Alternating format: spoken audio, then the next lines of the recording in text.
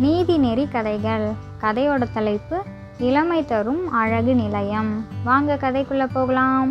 சின்னமணியூர்னு ஒரு அழகான கிராமம். அந்த கிராமத்தில் ராதிகான்னு ஒரு அம்மா.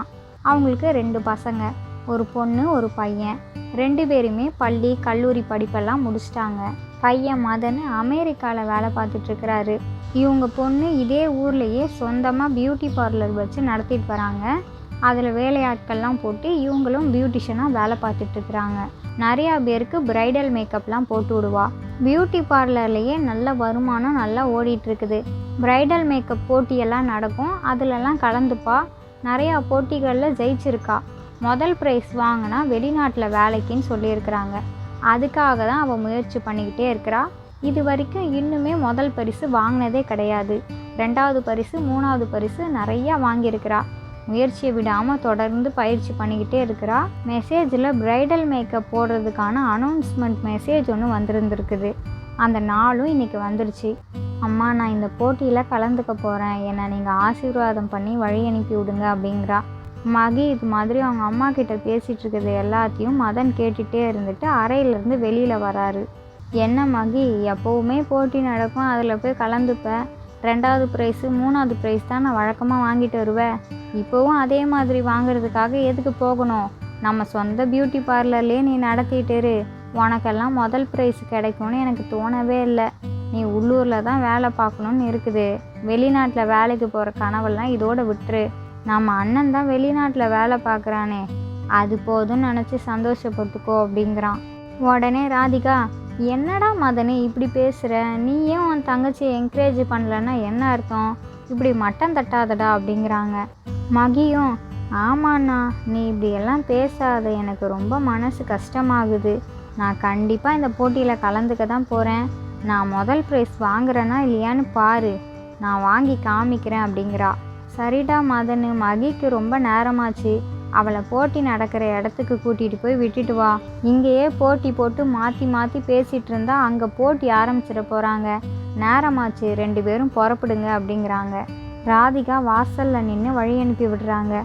மதன் மகியை கூட்டிகிட்டு கிளம்பிட்டாரு. போட்டிக்கு கூட்டிகிட்டு போன மதனையும் காணும், போட்டியில் கலந்துக்கிட்ட மகியவும் காணும். 1 வருஷம் அப்படியே போயிடுச்சு. என்ன இது, போட்டிக்கு போகிறேன்னு சொல்லிட்டு போன பிள்ளைங்கள ஆளையே காணுமே. வருவாங்கன்னு பார்த்தா வரவே இல்லையே. எங்கே போனாங்க, என்ன ஆனாங்கன்னே தெரியலையே அப்படின்ட்டு தவிச்சிட்ருக்குறாங்க. ராதிகா வழக்கமாக நியூஸ் பேப்பர் வாங்கி படிக்கிற பழக்கம் உண்டு. அன்னைக்கு நியூஸ் பேப்பர் வாங்கியிருக்கிறாங்க. பார்த்தா அவங்க பொண்ணு பியூட்டிஷனில் ஃபஸ்ட்டு ப்ரைஸ் வாங்கியிருக்கிறதாவும் அமெரிக்காலேயே சிறந்த பியூட்டிஷியன் அவார்டு வாங்கியிருக்காங்க அப்படின்ற விஷயத்த போட்டிருக்கு. உடனே ராதிகாவுக்கு பக்குன்னு ஆயிடுச்சு. இது நம்ம பொண்ணு தானா, இல்லை நம்ம சும்மா நமக்கு அப்படி தோணுதா அப்படின்ட்டு திருப்பியும் மறுபடியும் அந்த நியூஸ் பேப்பரை எடுத்து படிக்கிறாங்க. பார்த்தா அவங்களோட பொண்ணு மகி தான். ஆச்சரியமாகி போச்சு, சந்தோஷம் தாங்க முடியல. இருந்தாலும் நம்ம பசங்க ஏன் நம்மக்கிட்ட இந்த விஷயத்த சொல்லலை, நம்மளை பார்க்க எதுக்கு வரவே இல்லை அப்படிங்கிற விஷயம் ஓடிட்டே இருக்குது. உடனே ராதிகா மகி நடத்திட்டு வந்த பியூட்டி பார்லருக்கு போகிறாங்க. அங்கே அவள் ஃப்ரெண்ட்ஸும் இருப்பாங்க, ஸ்டூடெண்ட்ஸும் இருப்பாங்கல்ல, அவங்கக்கிட்ட கேட்டால் எல்லா உண்மையும் தெரிய வரும் அப்படின்ட்டு போகிறாங்க. பார்லருக்கு வெளியில் ஒரு பொண்ணு நின்றுட்டுருக்கிறா. அவங்கக்கிட்ட கேட்குறாங்க மகியை பற்றி. எனக்கு தெரியாதுமா, நான் இப்போ தான் புதுசாக வேலைக்கு ஜாயின் பண்ணியிருக்கிறேன், நீங்கள் உள்ளே போய் கேளுங்க அப்படிங்கிறா. சரின்ட்டு பார்லருக்குள்ளவே வந்துட்டாங்க.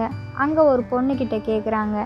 அதுக்கு அந்த பொண்ணும், அம்மா, நான் ஒன்றும் பியூட்டிஷியன் கிடையாது, நான் ஃபேஷியல் பண்ணுறதுக்காக வந்திருக்கிறேன் அப்படிங்கிறாங்க. ராதிகாவுக்கு என்ன நடக்குதுன்னே புரியல. அப்படியே அமைதியாக நிற்கிறாங்க. 1008 யோசனை ஓடிட்டே இருக்குது. நம்ம பிள்ளைங்க எப்போ வருவாங்க, ஏன் வரல, இதுக்கப்புறம் நம்ம எப்போ பார்ப்போம், நம்மளை யார் பார்த்துப்பாங்க, இனிமேல் சாப்பிட்றதுக்கு என்ன பண்ணுறது, நம்மளே ஏதாவது தொழில் பண்ணுவோமா அப்படின்லாம் யோசிச்சுட்டே இருக்கிறாங்க. அப்போ தான் அந்த பொண்ணு, எனக்கு யாராச்சும் ஃபேஷியல் பண்ணி விடுங்களேன், நான் வந்ததுலேருந்து நின்றுட்டே இருக்கிறேனே அப்படிங்கிறாங்க. உடனே ராதிகா, இதுக்கப்புறமும் நம்ம இப்படியே இருந்தால் பிழைக்க முடியாது, நம்மளே இந்த பியூட்டி பார்லரில் வேலை பார்த்தா என்ன, நமக்கு தான் பியூட்டிஷியன் ஒர்க்கு தெரியுமே, நம்ம பார்க்கலாம் அப்படின்ட்டு, எனக்கும் ஃபேஷியல்லாம் பண்ண தெரியுமா, நான் பண்ணி விடட்டுமா அப்படின்ட்டு கேட்குறாங்க. வாங்கம்மா வாங்க, எனக்கு ஃபேஷியல் பண்ணால் போதும், அது யார் பண்ணால் என்ன, நல்லா அழகாக நீட்டாக பண்ணிவிடணும். நான் இன்றைக்கி ஒரு ஃபங்க்ஷனுக்கு போக வேண்டியிருக்கு, என்னோடய முகம்தான் பார்க்குறதுக்கு பிரைட்டாக இருக்கணும், ரொம்ப அழகாக பண்ணி கொடுத்தா போதும், நீங்கள் கேட்குற காசை நான் தந்துடுறேன் அப்படிங்கிறா அந்த பொண்ணும். சரிம்மா வா வந்து உட்காரு, நான் உனக்கு ஃபேஷியல் பண்ணி விட்றேன்னு சொல்லிட்டு ஃபேஷியல் பண்ணி விட்றாங்க. அவளும் சந்தோஷமாக ஃபேஷியல் பண்ணிக்கிட்டு கிளம்பிட்டான். சில நாட்கள் அப்படியே போகுது. அந்த பொண்ணு அவளோட நண்பர்களோட அந்த பார்லருக்கு வரா. அம்மா அம்மா, அன்னைக்கு நீங்கள் எனக்கு எவ்வளோ அழகாக ஃபேஷியல் பண்ணி விட்டீங்க, அதே மாதிரி என்னோடய ஃப்ரெண்ட்ஸுக்கும் பண்ணணுமா?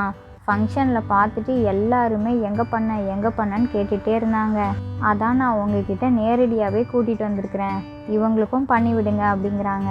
கண்டிப்பாக கண்ணுங்களா, நான் பண்ணி விடுறேன்னு சொல்லிட்டு அழகாக ஃபேஷியல்லாம் பண்ணிவிட்டு மேக்கப்பும் சேர்த்து பண்ணி விடுறாங்க. அவங்க கிளம்புன கொஞ்ச நேரத்துலேயே ஒரு பெரிய கார் ஒன்று வருது. அந்த காரில் அவங்க அப்பா அவங்க பொண்ணை கூட்டிகிட்டு வராங்க. இது மாதிரி எங்கள் பொண்ணுக்கு நீங்கள் ப்ரைடல் மேக்கப் போட்டு விடணும், இப்போ கொஞ்ச நேரத்துக்கு முன்னாடி 3 பிள்ளைங்க வந்தாங்கல்ல, அவங்க சொல்லிவிட்டு தான் நாங்கள் வந்திருக்குறோம், என்னோடய பொண்ணுக்கு ப்ரைடல் மேக்கப் பண்ணி விடுங்க. இன்றைக்கி அவங்க காலேஜில் யாரெல்லாம் ப்ரைடல் மேக்கப் அழகாக போட்டுட்டு வராங்களோ அவங்களுக்கு ஃபஸ்ட்டு ப்ரைஸ்ன்னு சொல்லியிருக்காங்க, நீங்கள் நல்லா போட்டு விடுங்க, என்னோடய பொண்ணு ஃபஸ்ட்டு ப்ரைஸ் வாங்கணும், அது உங்கள் கையில் தான் இருக்குது அப்படின்றாரு.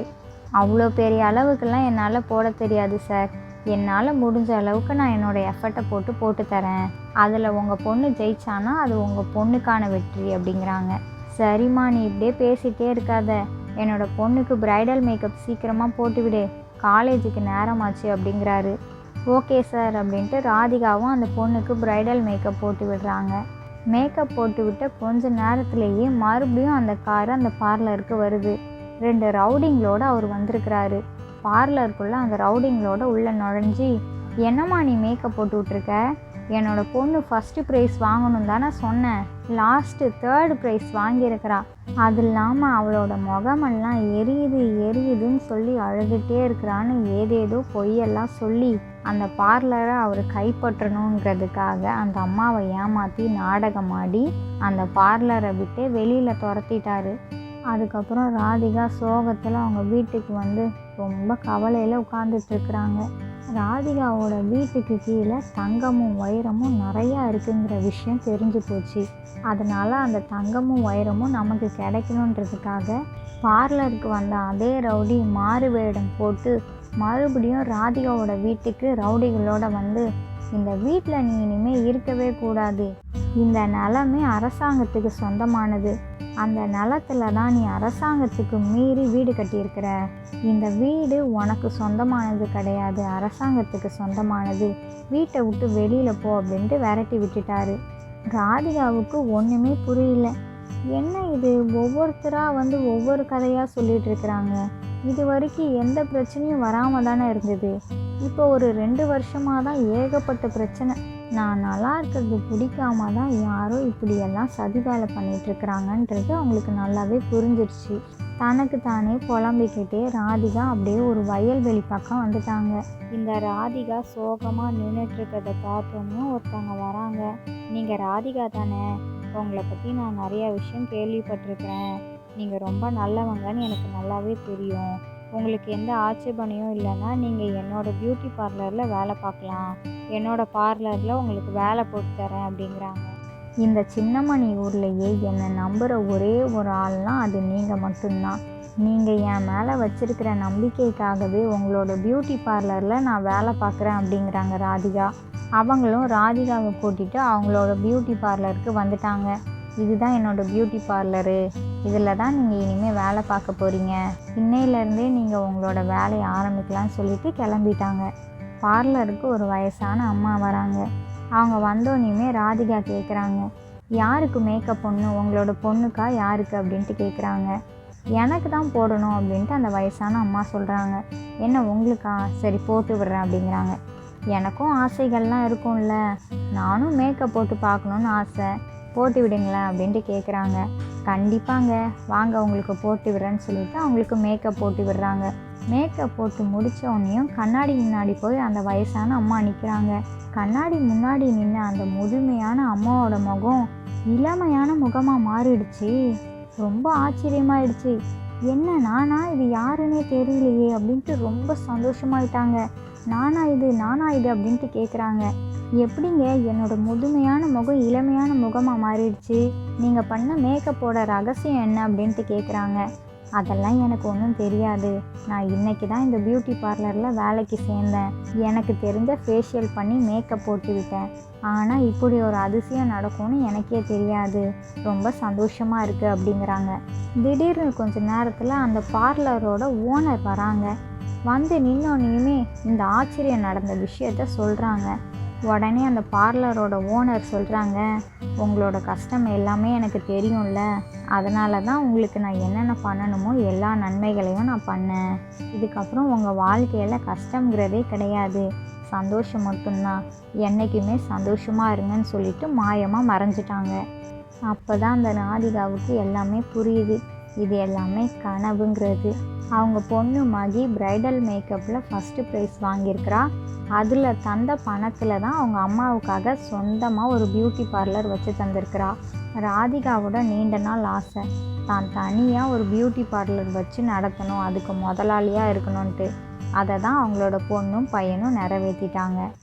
இந்த கதையிலேருந்து நாம் என்ன தெரிஞ்சுக்கணும் அப்படின்னா, அம்மா அப்பாவோட ஆசைகளை நாம் தெரிஞ்சுக்கிட்டு அவங்களோட ஆசைகளை நாம் நிறைவேற்றணுன்னா அவங்களுக்கு அதை விட சந்தோஷம் இந்த உலகத்தில் வேறு எதுவுமே கிடையாது. அதுக்கப்புறம் இன்னொரு விஷயம் என்ன அப்படின்னா, பிள்ளைங்களோட வெற்றிகளுக்கான காரணமே பெற்றோர்களும் கூட பிறந்தவங்க மட்டும்தான். அவங்களோட நேர்மறை எண்ணங்கள் உந்துதல் சக்தியால் தான் நமக்கு வெற்றிகள் கிடைக்குது. உங்களோட குழந்தைங்களுக்கும் என்னென்ன திறமைகள் இருக்குதோ அதில் வளர்த்து விடுங்க. அவங்களுக்கு என்னென்ன திறமைகள் இருக்கோ அதில் அவங்க ஜெயிப்பாங்க, ஜெயிச்சு காட்டுவாங்க. இந்த கதை பிடிச்சிருந்தால் லைக் பண்ணுங்கள், ஷேர் பண்ணுங்கள். உங்களோட கருத்துக்களை கமெண்ட் பாக்ஸில் கமெண்ட் பண்ணுங்கள். இது மாதிரி சுவாரஸ்யமான கதைகள்லாம் பார்க்கணுமா? ப்ளீஸ் நம்மளோட சேனலை சப்ஸ்கிரைப் பண்ணுங்கள். இதோட அடுத்த கதைகள் வீடியோவில் பார்க்கலாம். ஓகே, பாய்.